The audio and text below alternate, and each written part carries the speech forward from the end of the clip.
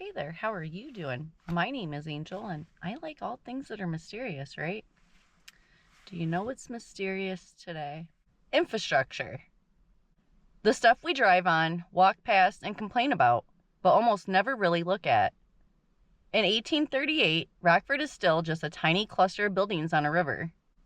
But the roads, the river traffic, the hotels on the corners, and the ghost towns that didn't make it, that's where the real story is. Because once you see who controls what can move and what gets left behind, you start to understand the spell this place has been under ever since. So tonight, we're opening the 1838 case file and treating every road, river, and crossroads like evidence. In 1838, you could walk the whole city in under an hour. One local history says there were about 20 to 30 buildings on the east side of the Rock River and 19 on the west. So everything we know as Rockford in 2025 starts as maybe 50 buildings hugging a riverbank. But even in that small footprint, the pattern is already there. On the east side, a new hardware store opens. Leach and Penfield on East 8th Street.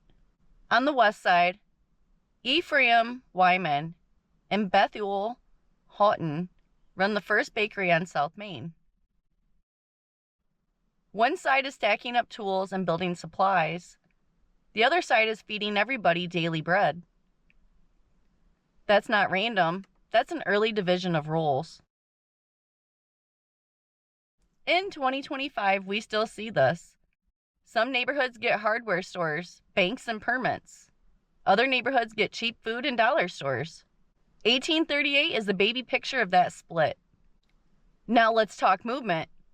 On January 1st, 1838, Rockford is officially a stop on the Frink and Walker stagecoach line between Chicago and Galena. The road they use is State Road Number 2, laid out a couple years earlier by commissioners including Daniel Haight, who made sure it passed this ford in the river. So, on New Year's Day, the coach rolls in. Mail sacks, passengers, gossip, money. For people living in cabins, this is the closest thing to a fiber line. What arrives on that stage shapes what people think is happening in the world. In 2025, we get push alerts on our phones. In 1838, they got a dust cloud on the horizon and a horn on the road. Same game, control the route, control the story. As the stage lines connect Rockford by land, something new pushes in on the water. In late April 1838, a St. Louis side wheeler called the Gypsy becomes the first steam-powered boat to ascend the Rock River and dock at Rockford. On board is Dr. George Haskell and a cluster of family and friends. Some of his relatives don't believe the boat will make it. They literally got off at Savannah and walked the rest of the way. When the Gypsy finally pulls in near Elm Street on the west bank, people crowd the shore and cheer until they are hoarse. Steam on their river means this little village is now plugged into a much bigger trade network, reaching St. Louis, New Orleans, even the East Coast. Put that on the evidence board. In 1838, Rockford gets a horse-powered data line on the road and a steam-powered shipping lane on the river. Once those are in place, local choices aren't just local anymore. All that movement needs landing pads. So in 1838, Rockford throws up 3 hotels that form a little triangle of power. The Washington House, later called the Rock River House, built by Jacob and Thomas Miller at what becomes 307 East State Street. The Log Tavern, also known as the Stage House, on the southeast corner of West State and Main on the west side. And diagonally across from that, Dr. George Haskell builds the Winnebago House, a brick hotel with a store on the ground floor, remembered as the first brick store building on the Rock River above Rock Island. Stand at that crossroads in your mind. Stagecoaches rumbling in, gypsy passengers stepping off the river. 3 places to eat, drink, sleep, brag, and scheme. A brick storefront tying into that trade. That corner is doing more than selling beds. It's routing information and influence. Fast forward to now, hotels by I-90, the casino, sports venues, different brands, same idea. They know exactly where to put the beds, so the money and secrets never have far to walk. Now, medicine. In the summer of 1838, Rockford gets its first drugstore. It's opened by a Scottish man known as Dr. Marshall on the north side of State Street, just a short walk from the river. Church's history says he's once called to treat Dr. George Haskell himself.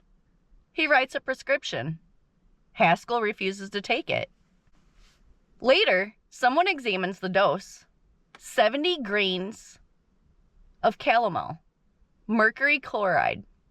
Even for that era, that's a massive dose. We're talking serious poisoning territory. Right there, baked into 1838, you have the full setup. The new drugstore, the impressive doctor figure, a dangerous prescription, and social pressure to trust the guy with the bottles. In 2025, it's not calomel, it's pills for everything, but the pattern is the same. If you question what's in the bottle, you are the problem. That mindset has been simmering here since the first drugstore opened its doors. In 1837, people started making brick near Guilford. By around 1838, John H. Morris uses that brick to build the first brick house in Rockford, near the public square. Log buildings say we might leave. Brick buildings say we're not going anywhere.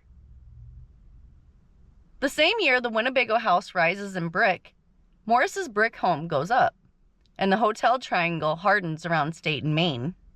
Right around this time, a man named James M. White also comes into the picture.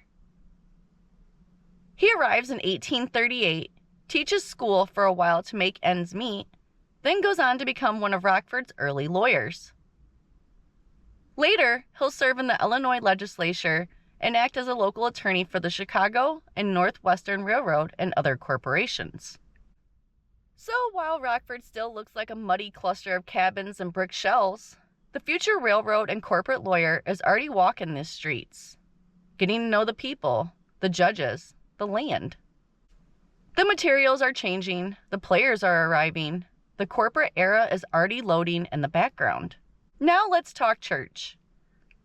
On December 22, 1838, 18 people gather at Dr. Haskell's home to organize the First Baptist Church of Rockford. It becomes one of the very first Baptist churches in northern Illinois outside Chicago. At first, they meet in a hall over Haskell's store building on the northwest corner of West State and North Main. So, doctor whose name is on the hotels, doctor who narrowly avoids a bad prescription, doctor whose house launches a church, doctor whose building hosts both business and worship. That's not just faith, that's networking. In 2025, churches still sit on key corners, run schools, food pantries, political forums. First Baptist in 1838 is a reminder that spiritual authority and civic power moved in together from day one. While Haskell is hosting church in his house, another education project is dying in a field. In 1838, a group led by Dr. A.M. Catlin, Hiram Foote, and others try to build an Oberlin-style seminary near the mouth of the Kishwaukee River. They actually start construction. The building goes up, partially. Then the money dries up. Later accounts describe it as an unfinished shell.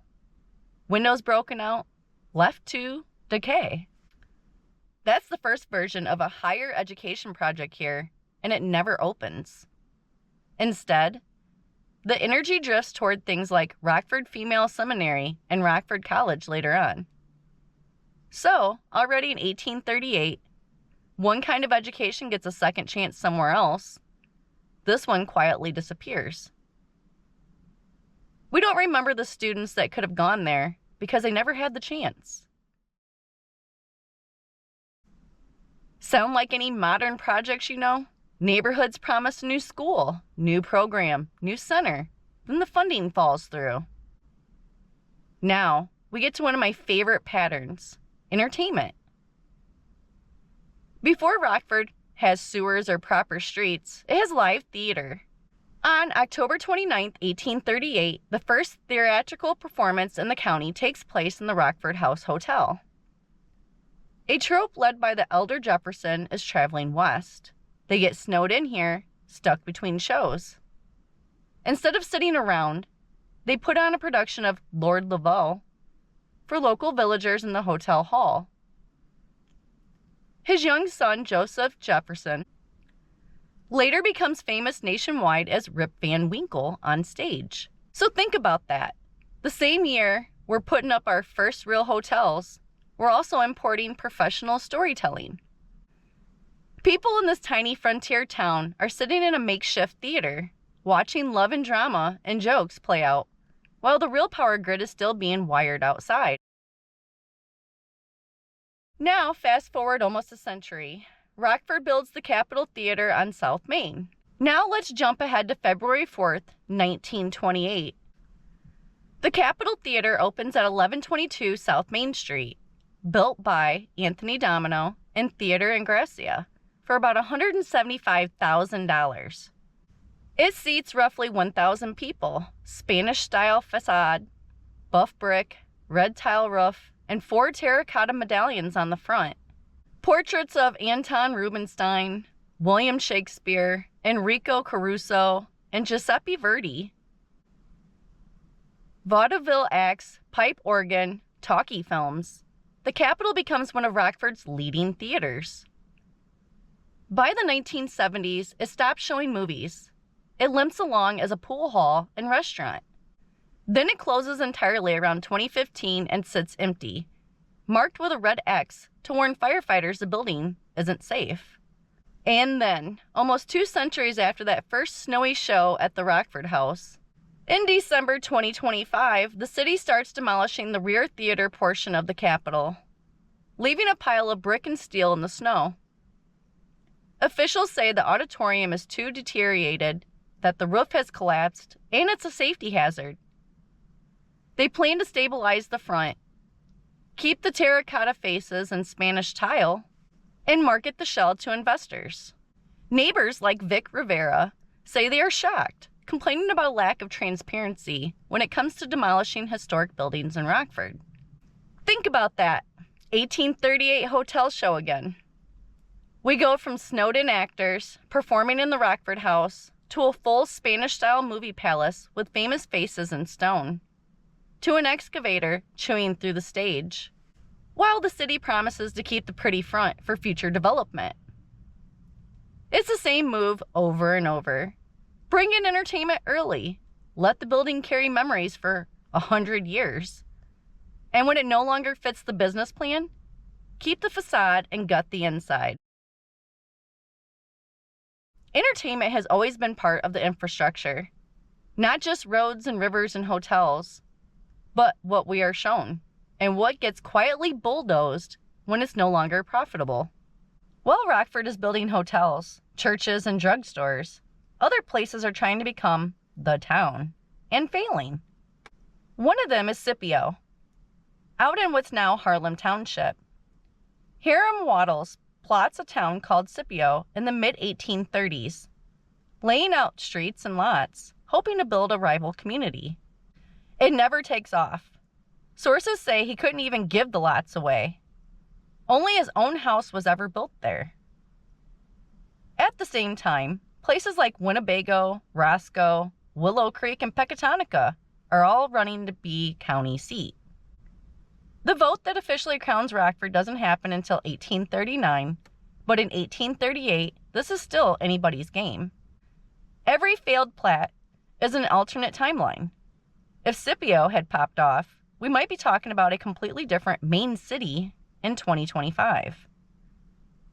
Instead, those other possibilities become unbuilt streets, forgotten fields, or little crossroads with no voice at the table. Before we wrap the year, I want to be honest about something. The records talk a lot about buildings and men's names. They don't list every birth, death, or marriage in 1838 the way they do for some other years. But we know the population is growing. We know families are arriving by wagon and steamboat. We know people are baking, hauling bricks, washing laundry in the river, having babies in cabins that never made it into the index.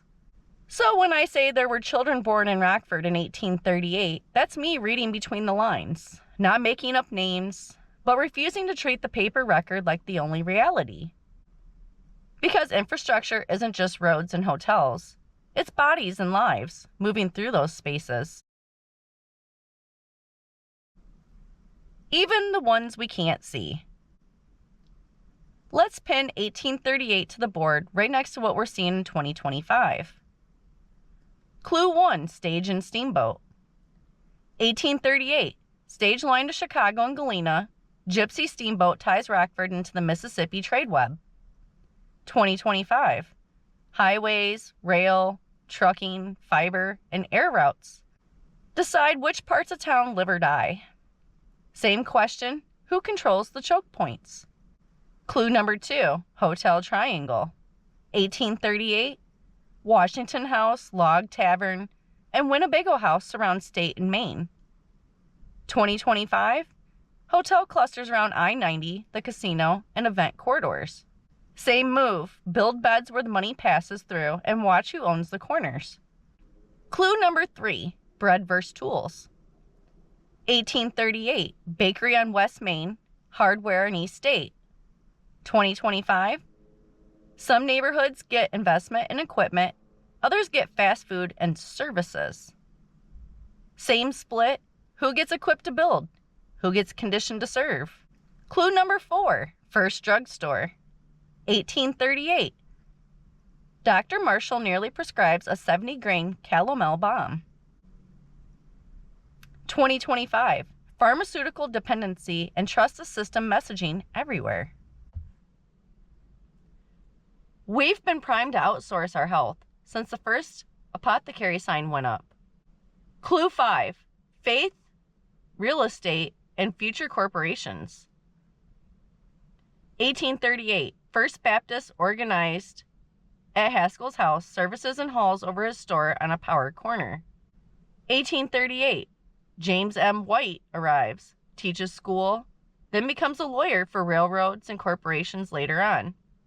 2025, churches, schools, and corporate offices still hold strategic land and a lot of quiet influence. Belief systems and business interests aren't floating. They're nailed to specific addresses. Clue 6, entertainment arc. 1838, first theater night at Rockford House. Actors snowed in playing for a frontier audience.